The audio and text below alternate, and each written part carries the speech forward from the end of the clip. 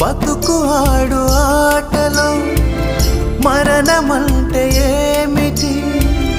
ఆటలోని అలుపు వంటి చిన్న మలుపులే జీవితాన్ని అందక జీవమెళ్ళిపోదులే,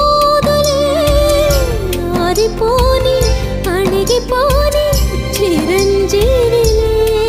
తల నిండుగా శీసులే, ఇక నిండునా ఆశలే. యముని పాశమే బిగుసుకున్నను. మరణమన్నది మరల జననమే.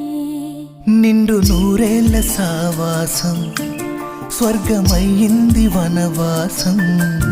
దండగుచ్చాను నా ప్రాణం